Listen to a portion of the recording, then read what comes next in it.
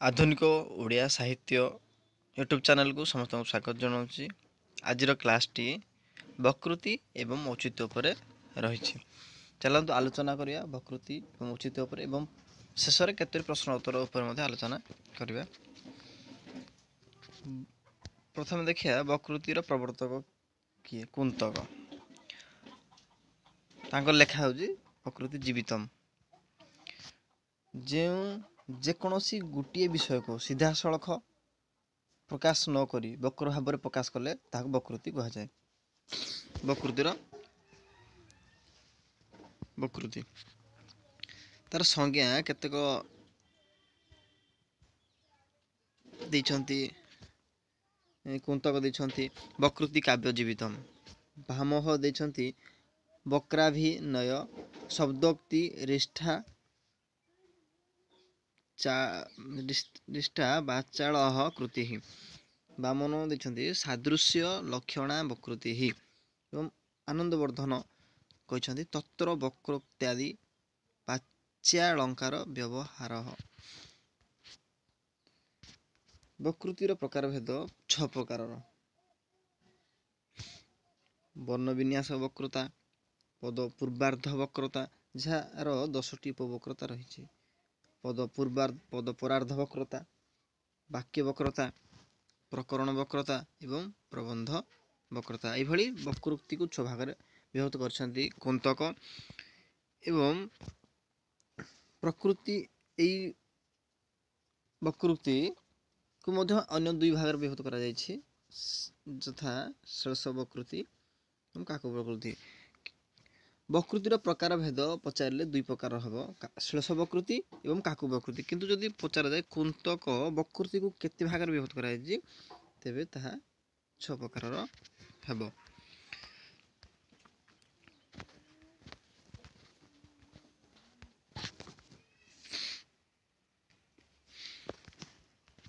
वकृति को किए क्यों अर्थ ग्रहण करछंती।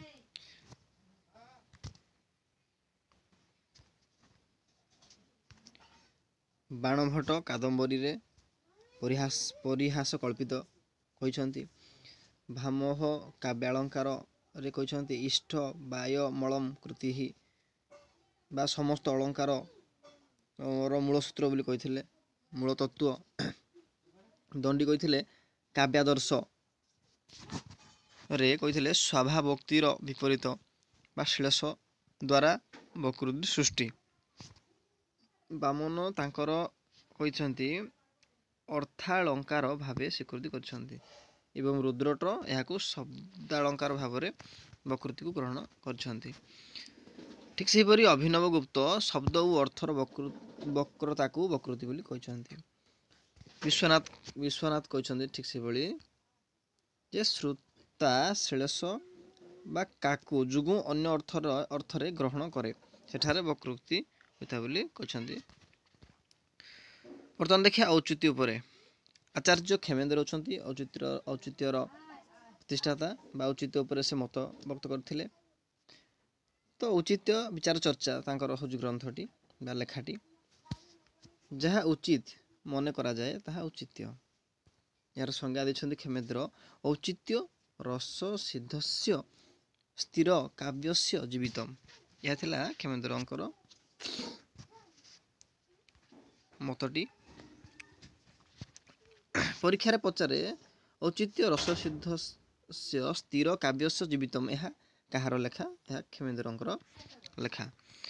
एवं औचित्य को से 27 प्रकार रे विभक्त करछंती। 27 प्रकार औचित्य विचार चर्चा रे से ताको 27 प्रकार बोली ग्रहण करछंती। से 27 प्रकार कौन कौन यह मन रखा पड़ो। परीक्षा मध्य पचार थाए काव्य प्रबंध गुण अलंकार रस क्रिया कारक लिंग वचन विशेषण उपसर्ग निपात काल देश कूल व्रत तत्व सत्व अभिप्राय स्वभाव सार संग्रह प्रतिभा अवस्था विचार नाम एवं आशीर्वाद। यही 27 भाग में व्यक्त करछंती औचित्य को। ये थिला औचित्य उपरे। बर्तमान देखिया केतोरी प्रश्न उत्तर। प्रथम प्रश्न अछि वकृति काव्यजीवितम उक्तिर स्रष्टा किए कुंतक। प्रथमे आम देखिथिले वकृति काव्यजीवितम। वकृति काव्यजीवितम कहार ए हला कुंतकर। ठीक से भली देखिबा औचित्यवादर प्रवक्ता किए। औचित्यवादर प्रवक्ता किए सठिक उत्तर हो खेमेन्द्र। मेढे देखिथिले औचित्यवादर प्रवक्ता होछंती आचार्य खेमेन्द्र औचित्यर। ठीक से भली कुंतकक मतरे वकृति केते प्रकार। कुंतकक मतरे जदि सेमिति पचारि थांदा वकृति केते प्रकार तबे दी प्रकार थांदा काक वकृति एवं श्लेष वकृति। किंतु पचारिजी कुंतकक मतरे वकृति केते प्रकार तो सठिक उत्तर हो 6 प्रकार। हम देखिथिले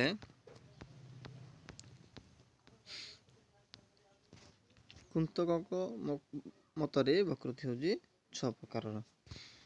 ठीक से भली खेमेन्द्र औचित्य को केते भागरे विभक्त करछन्ते तो याको 27 गोटी भागरे विभक्त करछन्ते। जहाँ हम देखिले जे 27 गोटी रे विभक्त करछन्ते खेमेन्द्र।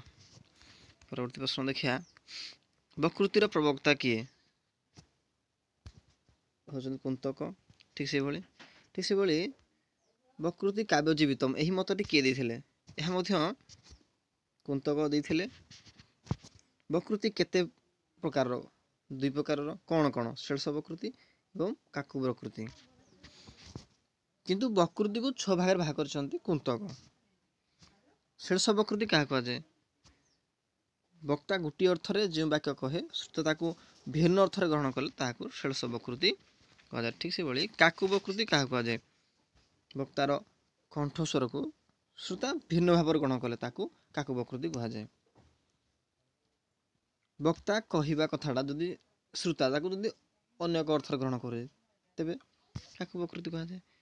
वकृति सिद्धांत को कुंतक केते भागरे भाग करछन्ते। वकृति सिद्धांत को कुंतक केते भागरे भाग करछन्ते इ हेबो 6 भागरे। औचित्य काहाकू कहा जाए उचित स्थान रे उचित पदर अवस्थिति को औचित्य कहा जाए। औचित्यर प्रवक्ता किए खेमेन्द्र। औचित्य काव्यर औचित्य काव्यजीवितम एही मतटी कहार या मत खेमेन्द्र बोली पढ़िले। औचित्य केते प्रकार यह होची 27 प्रकार। एवं औचित्य विचार चर्चा ग्रंथ रचयिता किए यार होछन्ती खेमेन्द्र। तो ये थिला शेष प्रश्नटी। तो आज क्लास टी शेष करवा। क्लास टी भल लागिथिले लाइक करंतु शेयर करंतु सब्सक्राइब करंतु एवं एई भली पीडीएफ सब पाया पई टेलीग्राम रे जॉइन करंतु। डिस्क्रिप्शन बॉक्स रे टेलीग्राम ग्रुप रो लिंक दिया हेछि।